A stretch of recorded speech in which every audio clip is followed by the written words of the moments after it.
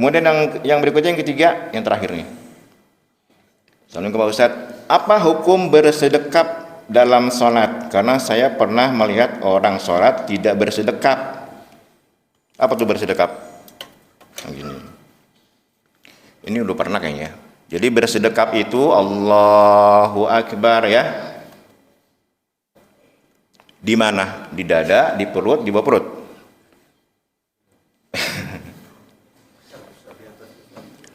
Iya, ini pun ulama berselisih pendapat.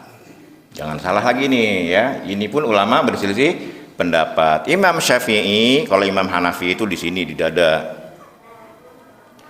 Kalau Imam Syafi'i di perut, di atas perut, di atas pusar.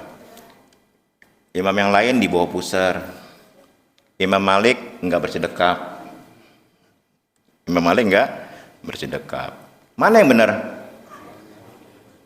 Jangan udah sholat disalahin lagi. Jangan ini lagi nih. Jangan orang udah sholat disalahin lagi gara-gara jangan disialutin di sini.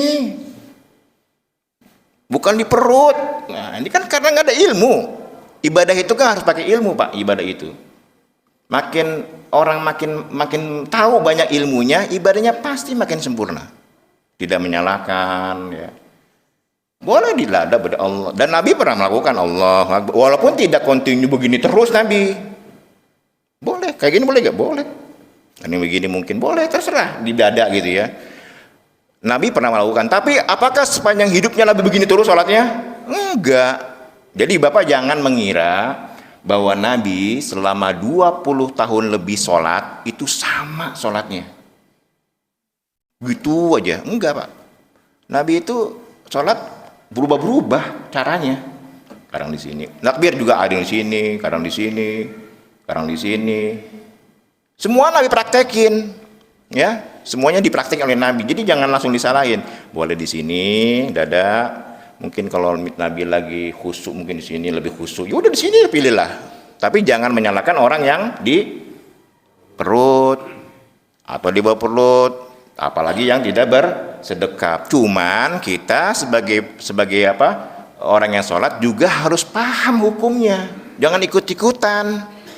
Kita dengar apalagi pengajian online lagi, lihat YouTube, wah kata Ustadz ini sholat boleh nggak bersedekap, jadi begini dia sholatnya, padahal dia baru lihat YouTube doang, nggak tahu tuh sumber dari mana, nggak pernah belajar, jadi dia biar agak beda, Allahu Akbar gini dia, sengaja gitu biar ditegur orang, pengen lain beda. Nah ini nggak bijak.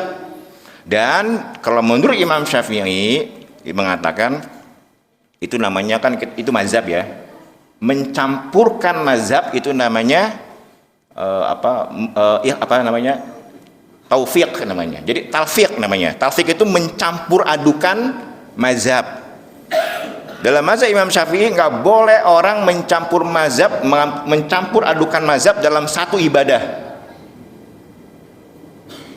Jadi nabhani misalnya, kalau wudhu nyentuh perempuan batal gak? Batal. Berarti semua ibadah dalam wudhu harus mengikuti Imam Syafi'i. Ya, jadi ininya, mukanya harus melewati siku, rambut cukup 3 aja, nggak harus dibasahin semuanya.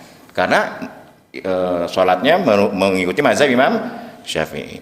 Sholat misalnya, lagi sholat itu satu ibadah sholat padamahan. Kalau takbir, kalau baca Bismillah, Al-Fatihah pakai Bismillah gak? Pakai, dijaharkan. Syafi'i berarti. Maka dalam seluruh praktek sholat harus Imam Syafi'i. Nggak boleh Al-Fatihahnya pakai Bismillah, nggak pakai kunut subuhnya.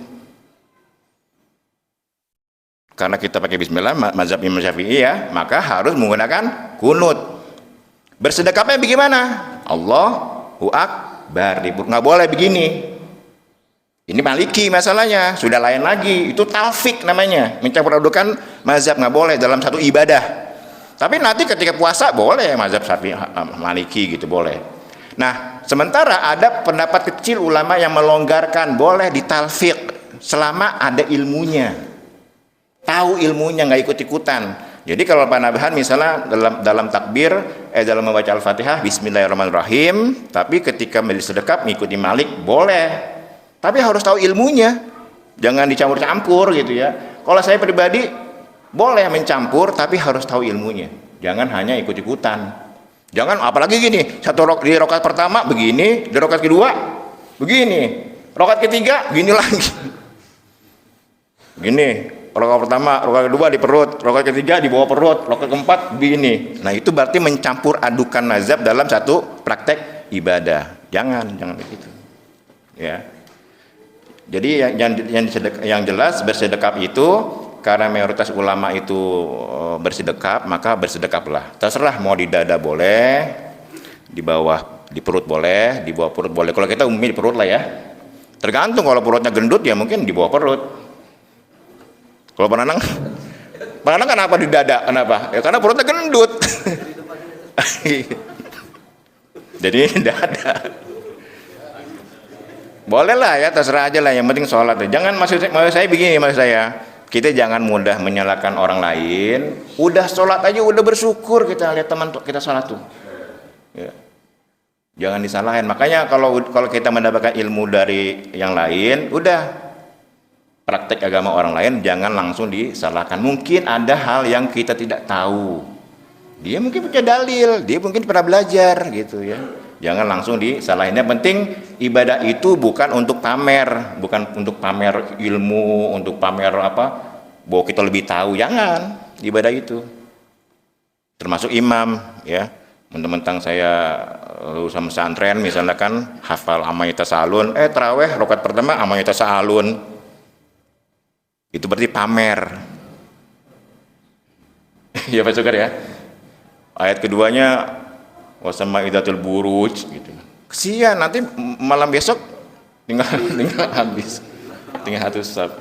Gitu jemaah sekalian ya. Jadi sekali lagi jemaah sekalian ini praktek-praktek ibadah yang kadang-kadang dalam masyarakat kita karena majemuk, maka sebagai tokoh, sebagai imam terutama ya. Saya nitip banget dengan Pak Idris karena setiap hari di sini gitu ya Pak Teguh. Pak Idris ini luar biasa. Walaupun mungkin orang bosan Pak Idris lagi. Tapi siapa lagi kalau bukan Pak Idris? Ya Pak Sarno ya. Gantilah nantilah dengan Bang Mimi mungkin. Kalau misalnya makanya kurang fasih. Nah tarawih itu latihan sebenarnya tarawih itu kan sunnah. Kalau sholat wajib mungkin agak riskan lah kalau nggak fase gitu kan. Tapi kalau tarawih kan sunnah, udahlah siapa aja belajar. Karena biasanya orang itu kalau belum pernah praktek sekali, dia akan terus lama-lama nggak akan bisa. Tapi kalau sudah praktek sekali, saya yakin kedua ketiganya akan berusaha belajar. Apalagi ketika jadi imam kemudian ada yang ngeritik. Kalau ngeritik jangan marah. Tadi kayaknya kurang tasdid deh. Atau ihdinas kok ada yang haknya kecil, dinas sirot gitu kan, sirotnya sotnya. Kalau kurang fase dikit nggak apa-apalah, asal jangan terlalu fatal panjang pendeknya ya gitu. Kalau tadi salah tuh harusnya ini, oh ya makasih gitu Pak ya. Jadi kita semua ingin ada regenerasi karena nggak semuanya kita ini hidup terus. Saya bisa meninggal, Pak Idris bisa meninggal, sama lagi sebagai imam. Bang Mimi juga, saya kan ini alhamdulillah nih direkam di YouTube ya. Saya sering melihat di YouTube, saya selalu like and comment, enggak komen sih, like aja tuh, selalu like tuh, walaupun cuma 2-3 orang yang nonton gitu ya. Coba YouTube-nya nih bapak-bapak nih yang punya anak-anak kecil ya, adik-adik ya, yang punya HP, buka channel Al Hidayah Official. Like, subscribe and share. Ya, di situ nanti ada ceramahnya Pak Nanang, ada Pak RT kita ya. Ada Pak RW. Nah itu sebagai latihan kita Pak ya, karena nanti mungkin materi kultum kita akan digunakan oleh anak-anak kita 10 tahun yang akan datang ya kan. Yang kecil nih akhirnya ada jadwal untuk kultum, dia bisa melihat ceramahnya Pak Sukar, ceramahnya Bang Namhan gitu ya.